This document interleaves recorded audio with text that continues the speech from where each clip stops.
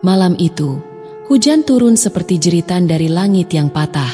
Di sebuah warung tua di pinggiran Banjarmasin, 4 penjelajah muda duduk melingkar di bawah lampu petromak yang berkedip-kedip, seakan ikut menggigil dalam dingin malam. Raffi, dengan jaket coklat lusuh dan ransel besar di punggungnya, menatap peta yang terbuka di atas meja kayu reot. Dimas, si paling cerewet di antara mereka, menguap keras sambil menggosok kedua tangannya. Tika sesekali memandang ke arah jendela berembun, sementara Wahyu menyalakan sebatang rokok. Asapnya melingkar naik, bercampur dengan bau tanah basah. Di hadapan mereka duduk seorang lelaki tua. Kulitnya keriput, matanya tajam, seolah menembus lapisan dunia ini. Namanya Pak Hasan. Orang-orang kampung menyebutnya penjaga titik terakhir. "Kalau kalian sungguh mau pergi," gumam Pak Hasan. Suaranya berat seperti batu. Ia menunjuk peta itu dengan jari gemetarnya. "Ini jalurnya. Tapi ingat, kota itu bukan untuk manusia biasa." Tidak ada yang bicara selama beberapa saat. Di luar, angin menggoyangkan daun-daun pisang dengan suara mengerikan seperti bisikan orang menangis. "Apa yang ada di sana, Pak?" tanya Tika akhirnya. Suaranya serak menahan rasa takut. Pak Hasan menghela napas panjang. Wajahnya seolah membatu. "Saranjana bukan sekadar kota. Ia gerbang, ia perangkap, ia cermin untuk jiwa-jiwa yang tersesat. Banyak yang pergi, sedikit yang kembali, dan yang kembali tidak pernah utuh." Diam. Semua membisu. Hanya bunyi hujan yang menjadi latar. Namun Raffi sudah membuat keputusan. Entah apa yang menggerakkan hatinya malam itu. Mungkin ego, mungkin rasa ingin tahu yang terlampau dalam, tapi ia menggenggam peta itu erat. Matanya berkilat dalam cahaya redup. "Kita berangkat besok pagi," katanya tegas.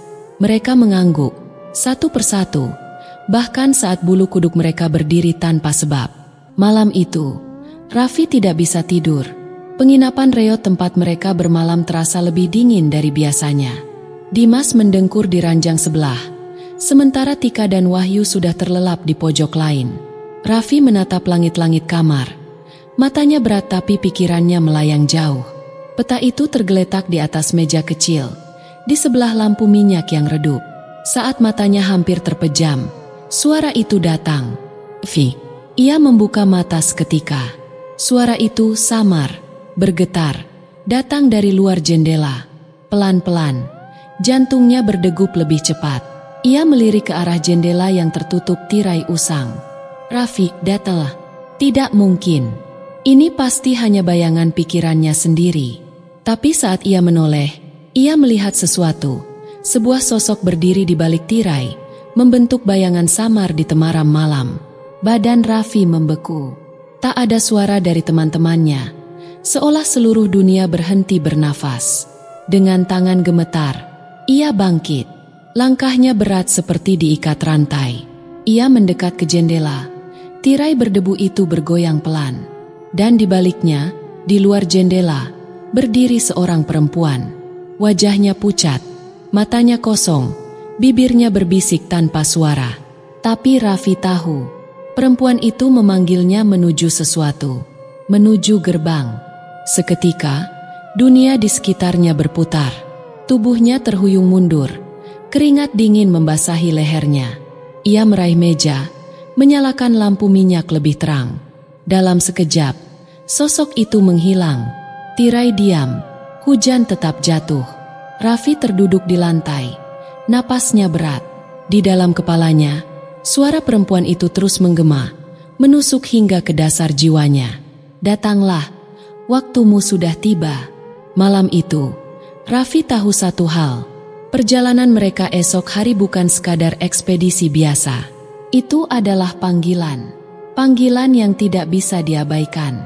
Pagi itu, matahari hanya muncul sebagai bayang-bayang redup di balik kabut tipis yang menggantung di atas tanah. Suara burung-burung rimba terdengar aneh, seperti gema dari dunia lain. Nyaring, tetapi kosong. Raffi, Dimas, Tika, dan Wahyu berjalan perlahan di jalur tanah becek, mengikuti peta lusuh yang dijepit di tangan Raffi. Mereka semua terdiam, Percakapan seolah tak ada tempat di dunia yang aneh ini. Pepohonan di sekitar mereka begitu tinggi, dengan akar-akar yang menjuntai seperti tali gantungan, dedaunan rapat, menutupi langit. Mereka baru berjalan kurang dari 2 jam, tapi pelus sudah membasahi punggung, bukan hanya karena panas, tetapi karena rasa tidak nyaman yang tak bisa dijelaskan. Setiap langkah terasa berat, seolah-olah tanah mencoba menarik kaki mereka masuk ke perut bumi. Di kejauhan, suara aliran sungai terdengar lemah, seperti desahan terakhir dari sesuatu yang perlahan mati. "Wahyu, kau lihat itu?" bisik Tika tiba-tiba, menunjuk ke semak-semak di sisi jalur. Mereka semua menoleh. Sebuah bayangan cepat berlalu, terlalu cepat untuk ditangkap jelas, terlalu padat untuk sekadar angin. "Ah, mungkin cuma monyet." Dimas mencoba tertawa, tapi suaranya pecah, seperti dipaksa keluar dari tenggorokan yang kering. Namun Raffi tahu lebih baik. Ini bukan monyet, bukan pula binatang biasa. Ada sesuatu yang mengikuti mereka. Menjelang siang, kabut semakin tebal. Jalur setapak yang mereka ikuti mulai bercabang menjadi beberapa arah, meski di peta hanya ada satu garis lurus. "Ini aneh," gumam Raffi, menunduk menatap peta dan kompas yang bergetar di tangannya. Jarum kompas berputar tidak menentu, menari seperti mabuk. "Raffi," panggil Wahyu perlahan. "Sepertinya kita harus kembali." Belum sempat Raffi menjawab, terdengar suara, langkah kaki, berat dan dalam, menghentak dari dalam kabut. Mereka saling pandang, nadi berdetak liar. "Lari!" teriak Tika. Mereka berlari membabi buta, menabrak dahan, terjerembab di tanah basah, menginjak semak berduri. Sesuatu mengejar mereka di balik kabut, terdengar dekat. Suara napas berat dan gemuruh langkah kaki membelah keheningan. Saat mereka akhirnya berhenti, terengah-engah, mereka baru sadar. Dimas tidak bersama mereka. "Dimas!" teriak Tika panik. Suaranya pecah di antara kabut. Tidak ada jawaban. Hanya gema namanya sendiri yang memantul kembali, hampa dan dingin. Dengan ngeri, mereka melihat ke tanah basah. Ada jejak kaki Dimas, tapi aneh, jejak itu tidak hanya satu arah. Jejak Dimas bercabang ke banyak arah, seperti dia berjalan, berbalik, berputar-putar, lalu hilang. Jejak terakhir berakhir di tengah lapangan lumpur, tanpa ada tanda kemana ia pergi. "Hilang, dia hilang begitu saja," desis Wahyu, matanya membelalak. Tika menangis pelan, memegangi mulutnya. Raffi menggenggam peta erat-erat. Rasa takut merayap di bawah kulitnya. "Dimas!" bisiknya, seolah berharap nama itu bisa memanggil sahabat mereka kembali. Tetapi di dalam hati, mereka semua tahu, Dimas tidak akan kembali dengan cara biasa. Mereka terus berjalan, perlahan dan dalam diam, berharap menemukan jejak. Namun semakin jauh mereka melangkah, semakin aneh rimba itu terasa. Pepohonan di sekitar mereka mulai berubah. Batangnya hitam dan bengkok. Daun-daunnya tampak seperti jaring laba-laba raksasa. Di beberapa tempat, akar-akar besar melintang di atas tanah, membentuk lorong-lorong alami yang menelan cahaya. Matahari pun terasa menyerah. Langit menjadi kelabu permanen. Wahyu berhenti tiba-tiba. Wajahnya pucat. "Kalian lihat itu," bisiknya. Di depan mereka, berdiri sebuah patung batu besar, tertutup lumut dan jamur. Patung itu menyerupai makhluk aneh, berkepala 3, bertubuh ular, dengan tangan manusia yang mencakar ke udara. Ini bukan di peta," gumam Raffi. Tika mendekat, tangan gemetar, menyentuh dasar patung. Tiba-tiba, patung itu bergetar, suara erangan berat terdengar, seolah batu itu sedang bernapas. Mereka mundur cepat. "Kita harus pergi dari sini," seru Tika, ketakutan. Tapi sebelum mereka bisa bergerak, kabut di sekitar mulai berputar, membentuk pusaran aneh di atas patung. Dan di dalam pusaran itu, mereka melihat sesuatu. Sebuah gerbang batu hitam, tinggi dan besar, muncul perlahan seperti bayangan buruk dari dalam kabut. Gerbang itu berdiri sendiri di tengah hutan, tanpa dinding, tanpa jalan masuk. Hanya gerbang kosong dan kegelapan yang menunggu di baliknya. Mereka menatap satu sama lain. Keringat dingin menetes dari pelipis. "Apa itu?" bisik Wahyu. Raffi merasa dunia sekitarnya bergeser. Tanah di bawahnya bergetar pelan. Dalam hatinya, ia tahu, ini bukan lagi hutan biasa. Mereka telah melewati batas dunia manusia. Dan sesuatu dari sisi lain, sedang menunggu mereka melangkah lebih jauh. Mereka berdiri terpaku, membatu di hadapan pemandangan ganjil itu. Gerbang hitam, menjulang seperti penjaga kuno, berdiri di tengah kabut. Seolah-olah tanah dan hutan sendiri membentuk tubuhnya. Dari gerbang itu, keluar hembusan udara dingin yang bukan milik dunia ini. Raffi, Tika, dan Wahyu memandangi gerbang dengan rasa ngeri yang tak terlukiskan. Kabut di sekitarnya berputar lambat, membentuk pola-pola aneh yang seolah ingin merangkul mereka, membujuk, membisikkan sesuatu yang tak bisa dipahami. Suara-suara kecil, mungkin bisikan, mungkin jeritan, melintas di telinga mereka. Tak ada satupun dari mereka yang berani melangkah lebih dekat. Namun kaki mereka terasa berat, seperti ditarik oleh kekuatan tak kasat mata. Aku merasa dipanggil. Suara Tika lirih, nyaris tak terdengar di tengah suara desau kabut. Raffi menoleh cepat ke arahnya. Tika berdiri kaku, matanya terpaku pada gerbang. Bibirnya gemetar, kakinya mulai bergerak tanpa kendali, seperti boneka yang ditarik benang tak terlihat. "Tika, jangan!" teriak Raffi, melompat untuk meraih lengannya. Namun sudah terlambat. Tika melangkah maju, satu langkah, dua langkah, lalu tubuhnya tersedot ke dalam pusaran kabut yang keluar dari gerbang. Dalam sekejap, ia menghilang. Tak ada teriakan, tak ada suara lain selain desiran angin yang makin menggila.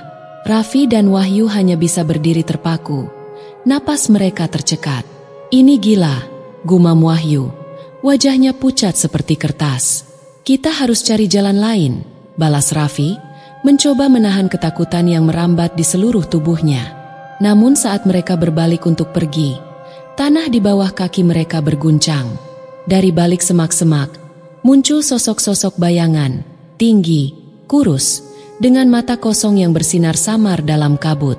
Satu persatu, sosok itu mengelilingi mereka, membentuk lingkaran tanpa suara.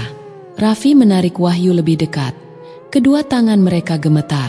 Sosok-sosok itu tidak mendekat, tidak menyerang, hanya berdiri, diam, seolah menghalangi jalan pulang. Mereka mengerti pesan itu. Tak ada jalan mundur. Pilihan mereka hanya satu, maju atau menghilang seperti Dimas dan Tika. Dengan hati berdebar tak karuan, Raffi menggenggam tangan Wahyu dan melangkah maju, mendekati gerbang yang kini perlahan-lahan membuka. Retakan besar terbentuk di tengah batu hitam itu, memperlihatkan kegelapan pekat di baliknya. Begitu mereka melangkah melewati ambang gerbang, dunia berubah. Kabut menghilang seketika, digantikan oleh langit kelam tanpa bintang, tanpa bulan. Udara terasa berat, seperti menghirup air. Suara hutan, suara burung, suara serangga, semua menghilang. Yang tersisa hanya keheningan mutlak, dan bisikan samar entah dari mana. Mereka berdiri di atas jalan berbatu yang membentang lurus ke depan. Di kedua sisi, bangunan-bangunan megah berdiri, rumah-rumah besar bertingkat, menara-menara perak berkilau redup, tapi semuanya kosong. Tidak ada kehidupan, tidak ada warna. Kota itu mati, namun tetap ada. "Ini Saranjana?" bisik Wahyu. Suaranya nyaris tenggelam oleh ketakutan. Raffi mengangguk perlahan. Meski hatinya berteriak ingin berbalik. Mereka telah sampai. Namun apa yang menanti mereka jauh dari bayangan manusia. Saat mereka berjalan perlahan di antara bangunan, bayangan-bayangan samar mulai muncul.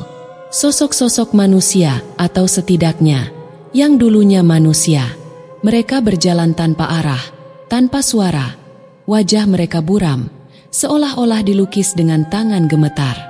Beberapa dari mereka duduk di pinggir jalan, kepala tertunduk. Yang lain berdiri menatap kosong ke arah langit kelam.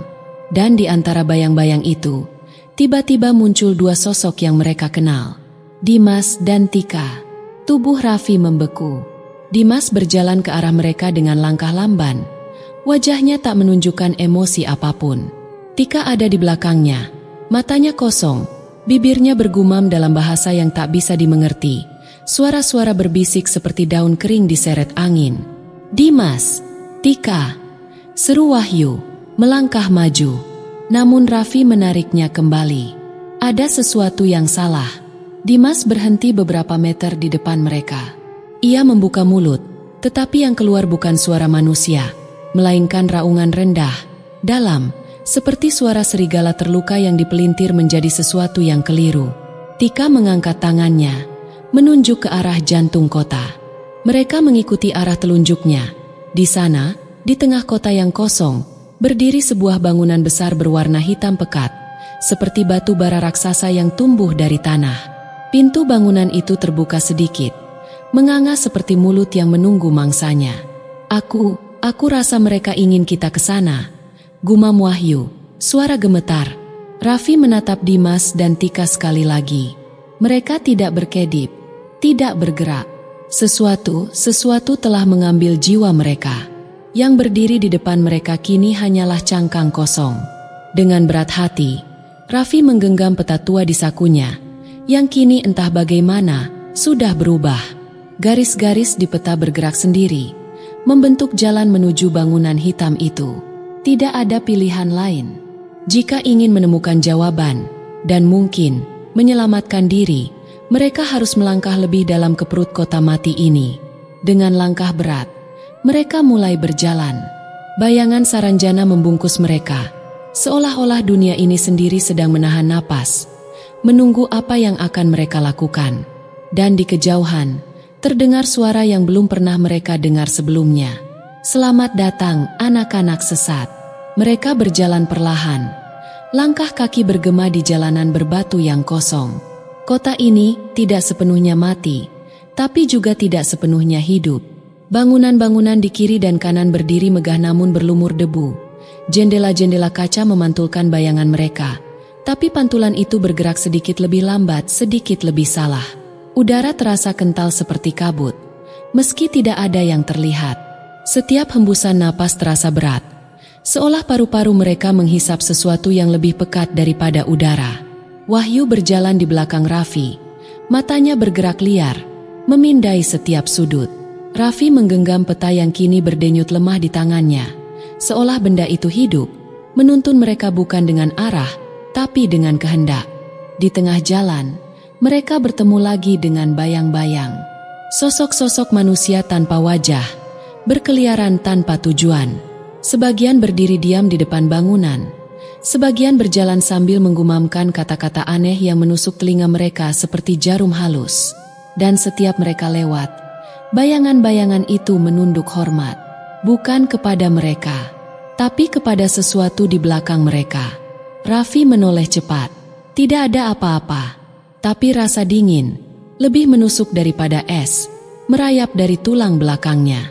Semakin dekat ke pusat kota, semakin banyak tanda-tanda bahwa tempat ini dulu pernah menjadi sesuatu. Ada papan nama toko, bertuliskan huruf-huruf kuno yang nyaris terhapus. Ada kendaraan tanpa roda, mengapung setinggi lutut, membusuk dalam diam. Ada taman bermain kecil, dengan ayunan yang bergoyang pelan tanpa angin, dengan perosotan berkarat yang seolah menunggu anak-anak yang tak pernah kembali. Ini dunia lain, gumam Wahyu, setengah sadar. Raffi tidak menjawab. Pikirannya fokus pada tujuan, gedung hitam itu. Bangunan itu kini tampak jelas. Tinggi, kasar, tanpa jendela, hanya satu pintu besar, retak di bagian tengahnya, seolah pernah dipaksa terbuka oleh sesuatu dari dalam. Semakin dekat mereka, semakin berat langkah mereka. Tanah terasa lebih lengket, udara lebih berat, dan bisikan-bisikan itu, suara-suara kecil di telinga mereka, kini berubah menjadi desahan dan tawa. Tertawa, bukan tawa manusia, tapi sesuatu yang lebih dalam, lebih tua. Mereka berdiri di depan pintu. Wahyu menarik napas panjang, wajahnya penuh keraguan. "Apa kita benar-benar mau masuk ke sana?" tanyanya, suaranya nyaris patah. Raffi menatap ke atas. Gedung itu seakan tak berujung. Dindingnya menelan langit kelam di atas mereka. Kita tidak punya pilihan, jawab Raffi. Kita harus menemukan mereka. Mereka mendorong pintu besar itu. Pintu berderit, membuka perlahan dengan suara berat yang menggema jauh ke dalam kegelapan. Begitu masuk, pintu menutup sendiri di belakang mereka, membanting keras, membuat debu turun dari langit-langit. Di dalam, semuanya lebih dingin. Ruangannya besar, dinding-dinding batu hitam berukir lambang-lambang aneh, lambang yang bergerak sedikit ketika dilirik langsung, seolah menertawakan ketakutan mereka. Di tengah ruangan, ada altar besar dari batu putih, dan di atas altar itu tergeletak sesuatu. Sebuah tubuh, atau lebih tepatnya, sisa-sisa tubuh. Wahyu menahan muntah. Raffi melangkah lebih dekat dengan hati-hati. Tubuh itu mengenakan pakaian pendaki. Badge kecil di jaketnya masih terbaca samar. Tim penjelajah 1987. Raffi menarik napas panjang. Ia pernah membaca tentang mereka, tim yang hilang di Kalimantan puluhan tahun lalu. Tidak ada yang pernah menemukan jejak mereka. Kini, salah satu dari mereka berakhir di altar ini. Tubuhnya membusuk dalam keabadian kota mati. Tiba-tiba, langkah kaki terdengar dari dalam kegelapan. Mereka berbalik. Sosok seseorang perlahan muncul dari bayang-bayang. Seorang lelaki tua, berjubah merah tua. Wajahnya penuh bekas luka bakar yang membentuk pola-pola aneh.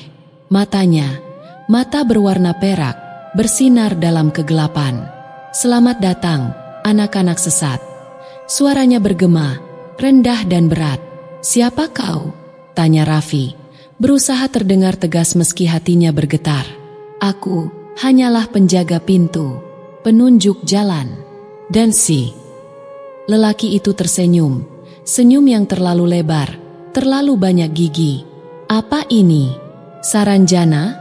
tanya Wahyu, berbisik. "Saranjana?" Lelaki itu tertawa, tawa kering seperti kayu rapuh terbakar. "Tidak, anak-anak, ini bukan saranjana seperti yang kalian kira." Ia mendekat perlahan. Setiap langkahnya membuat lantai bergetar ringan. Saranjana adalah bayangan dari tempat ini. Pantulan, refleksi. Kota yang kalian tahu di dunia kalian hanyalah bayang-bayang tipis dari kekuatan yang bersemayam di sini. Ia menunjuk altar, dan kekuatan itu menuntut tumbal. Raffi dan Wahyu saling pandang. Pikiran mereka berpacu, tubuh mereka tegang. "Jika kalian ingin kembali," lanjut lelaki tua itu, "kalian harus membayar harga, karena setiap langkah yang kalian ambil ke sini sudah membuka jalan.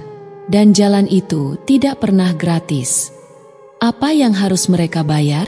Siapa yang harus mereka serahkan?" Dalam keheningan yang menggantung, Raffi merasa sesuatu berbisik di dalam dadanya. Tumbalkan satu, atau semuanya hilang." Saat itu, sesuatu bergerak di belakang altar. Bayangan besar, seperti tangan raksasa yang tak berbentuk, merayap perlahan keluar dari dinding batu. Suara desisan mengisi udara.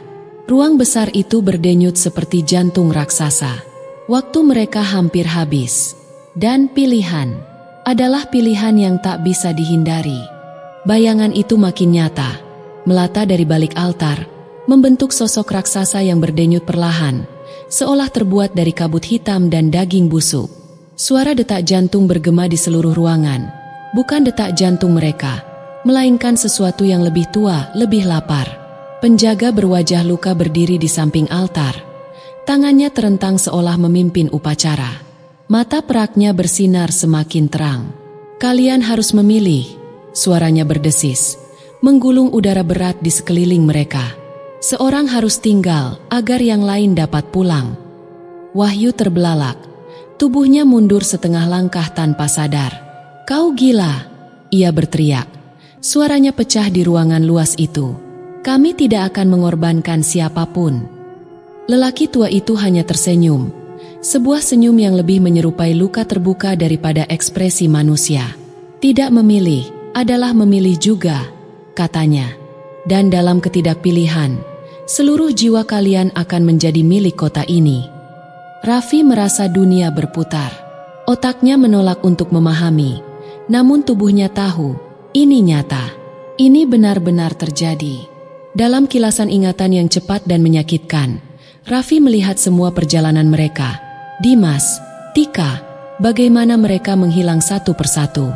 Mungkin Dimas dan Tika telah menjadi bagian dari kota ini justru karena tidak ada yang memilih. Tumbal, gumam Raffi. Matanya menatap altar. Penjaga itu mengangguk perlahan. Setiap dunia butuh penyeimbang. Setiap pintu yang dibuka harus dibayar. Kalian sudah melewati pintu itu. Sementara itu, bayangan raksasa itu mulai membentuk kepala. Tanpa wajah, hanya rongga gelap yang menganga, meneteskan cairan hitam ke lantai batu. Udara semakin berat. Waktu mereka menipis. Kalau begitu, kenapa tidak kau saja yang jadi tumbal? Seru Wahyu, darahnya mendidih. Penjaga itu tertawa keras. Suara tawanya memecah kesunyian hingga bergema jauh. Aku sudah menjadi bagian dari tempat ini sejak sebelum nama kalian ditulis di dunia, katanya. Aku bukan lagi bagian dari timbangan yang kalian gunakan. Tangan Raffi mengepal keras. Dalam pikirannya, pergulatan meletup-letup. Haruskah dia menyerahkan Wahyu? Haruskah dia berkorban sendiri? Atau haruskah mereka bertarung melawan entitas ini? Seberapa kecil pun harapannya? Tiba-tiba, peta di saku Raffi bergetar liar, hampir membakar kulitnya. Ia mengeluarkannya. Garis-garis di peta bergerak cepat, membentuk dua jalur. Satu lurus ke altar, satu lagi melingkar, menuju sebuah pintu kecil di sudut gelap ruangan. Peluang kecil untuk kabur.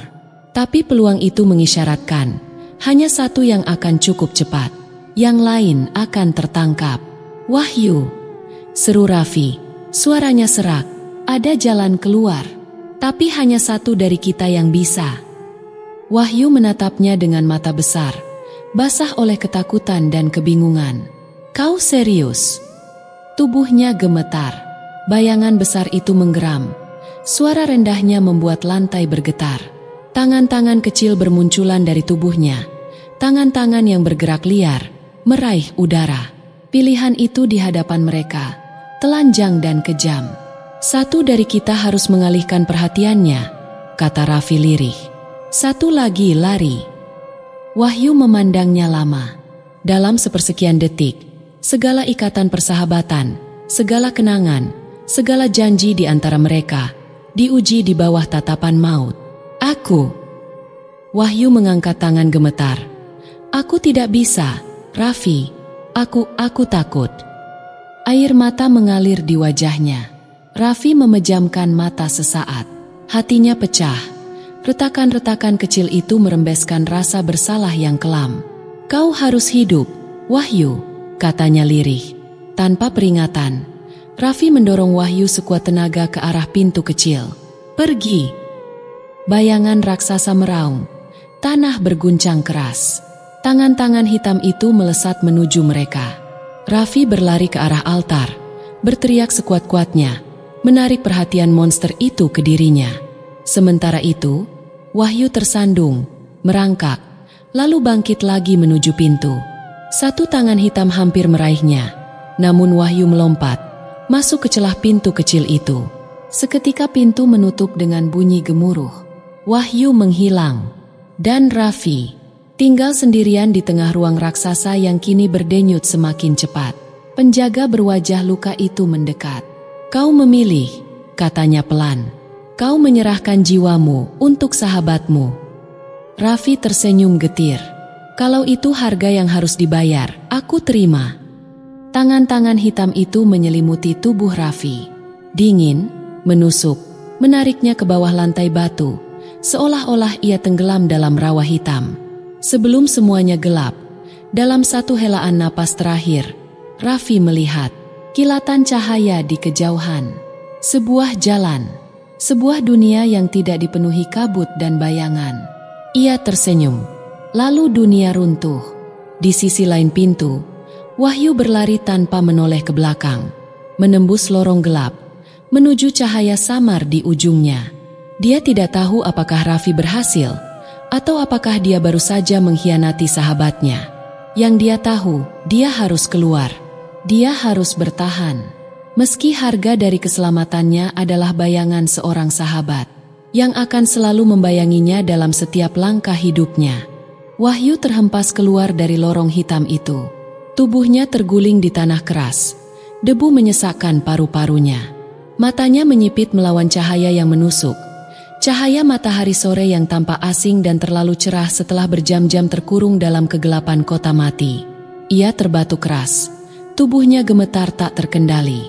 Sekelilingnya adalah hutan lebat. Tapi berbeda dari saat mereka masuk. Tidak ada lagi jalan setapak. Tidak ada suara burung atau binatang. Hanya desiran aneh, seperti bisikan daun-daun kering yang bernafas. Wahyu memandang ke belakang. Lorong yang baru saja dilewatinya telah menghilang. Hanya ada pepohonan tua, berdiri rapat dan sunyi.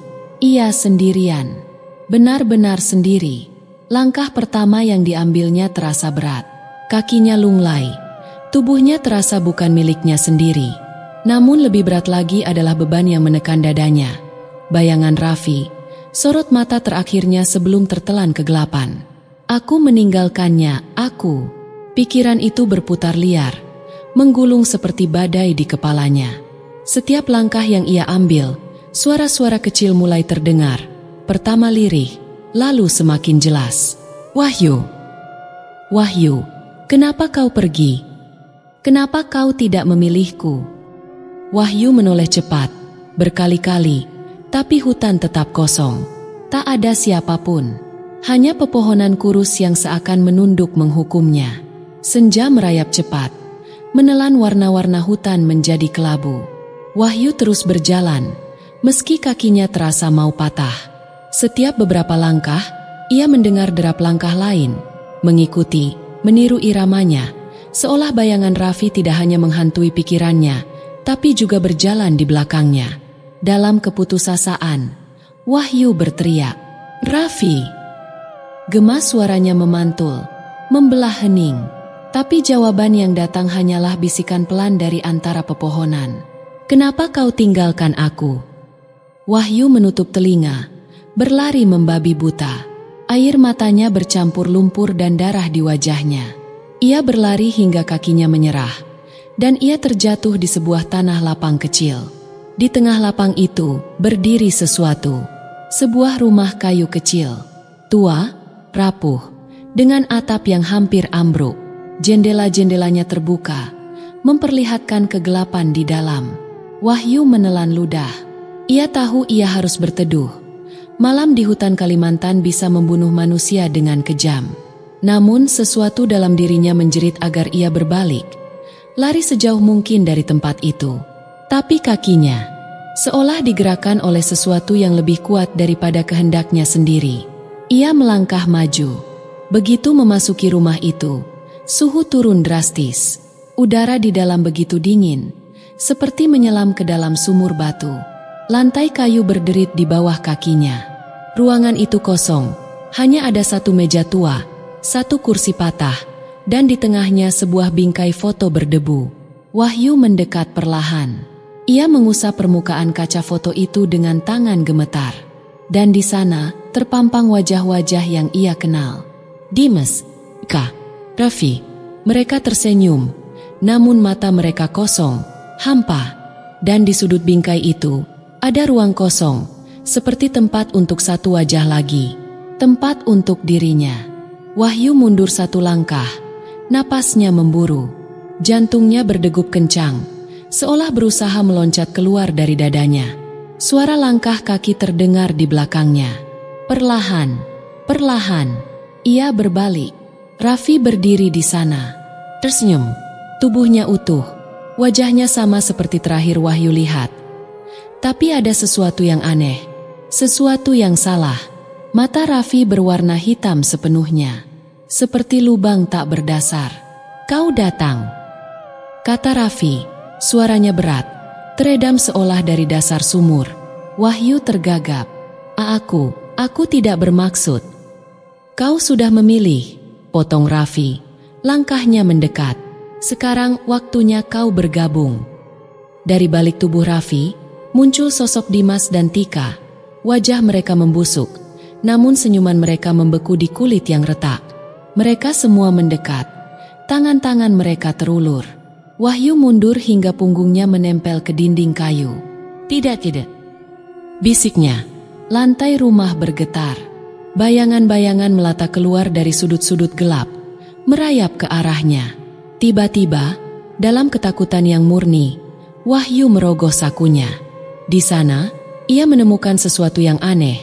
Pecahan kecil peta yang dulu dibawa Raffi. Bagian kecil itu bersinar redup. Peta itu berdenyut, seolah membisikkan satu jalan keluar terakhir. Dengan seluruh kekuatan yang tersisa, Wahyu meremas pecahan peta itu, dan dalam sekejap dunia di sekitarnya bergetar.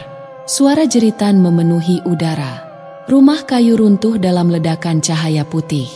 Wahyu menutup matanya. Tubuhnya terangkat, diputar, dilemparkan ke dalam kekosongan. Saat ia membuka matanya, ia sudah tidak lagi di hutan. Ia berada di sebuah jalan beraspal, dengan lampu jalan kuning redup berjajar di kedua sisi. Di kejauhan, terdengar bunyi klakson mobil. Suara kehidupan. Ia berhasil keluar. Namun saat ia melihat bayangannya di tanah, Wahyu membeku. Bayangannya ada dua. Satu miliknya, dan satu lagi, sedikit lebih gelap, sedikit lebih lambat, mengikuti setiap gerakannya dengan jeda menyeramkan. Bayangan Raffi. Mereka masih terhubung. Dan Saranjana belum sepenuhnya melepaskannya. Udara malam terasa berat di jalanan kota kecil itu. Lembab, beraroma besi dan tanah basah. Wahyu berdiri kaku di bawah cahaya lampu jalan yang redup. Napasnya memburu, matanya menatap bayangan ganjil di tanah. Dua bayangan, satu miliknya, satu lagi, sedikit lebih gelap, sedikit lebih berat, bergerak setengah detik lebih lambat. Bayangan itu milik Raffi. Wahyu menggigil, bukan hanya karena udara dingin, tetapi karena kenyataan kejam yang merayap perlahan ke dalam dirinya. Dia memang berhasil keluar dari Saranjana, tapi dia tidak keluar sendirian. Ia berjalan cepat, langkahnya tak beraturan, hampir berlari. Bayangan itu mengikuti, setia, tak pernah menjauh, menempel di tanah seperti noda yang tak bisa dibersihkan. Wahyu mencoba berpikir jernih, tapi otaknya dipenuhi suara-suara bisik. Kenapa kau pergi? Kenapa kau tidak memilihku? Aku di sini, Wahyu, aku menunggumu. Ia menutup telinga, tapi suara itu bukan berasal dari luar. Suara itu hidup di dalam kepalanya. Pagi menjelang, tetapi dunia di sekelilingnya tetap kelabu. Ia menemukan sebuah penginapan tua di pinggir jalan dan menyewa kamar, tanpa banyak bicara.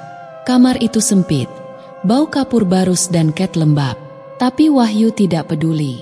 Ia hanya ingin bersembunyi, menjauh. Namun saat ia berbaring di kasur lusuh itu, bayangan itu masih ada, menempel di dinding, menatapnya. Dalam setengah tidur, ia bermimpi. Mimpi tentang Raffi, terjerat di dalam lumpur hitam, tangan-tangannya terentang meminta tolong, matanya penuh luka, suaranya retak. Tolong aku, Wahyu, jangan tinggalkan aku. Wahyu terbangun dengan jeritan. Tubuhnya basah kuyup oleh keringat dingin. Ia tahu mimpi itu bukan sekadar bayangan pikiran bersalah. Itu adalah panggilan, sebuah ikatan. Hari-hari berikutnya berubah menjadi kabut kelabu tanpa ujung. Kemanapun Wahyu pergi, kafe, pasar, jalanan ramai, bayangan itu selalu mengikutinya. Orang-orang mulai memandanginya aneh. Beberapa menghindar, berbisik di belakangnya. Kadang-kadang, dalam pantulan kaca toko, ia melihat sesuatu yang lebih mengerikan. Wajah Raffi di balik pundaknya, tersenyum tipis, tidak ada tempat berlindung. Akhirnya, dalam keputusasaan yang membusuk, Wahyu mencari seorang dukun tua, seseorang yang pernah ia dengar mampu menangani gangguan dari dunia lain. Dukun itu, seorang wanita tua dengan mata putih keruh, hanya memandanginya lama tanpa berkata-kata. Kemudian, ia berbicara dengan suara gemetar. Kau membawa sesuatu yang bukan milik dunia ini. Kau membawa setengah jiwa. Wahyu memohon, Apa yang harus saya lakukan?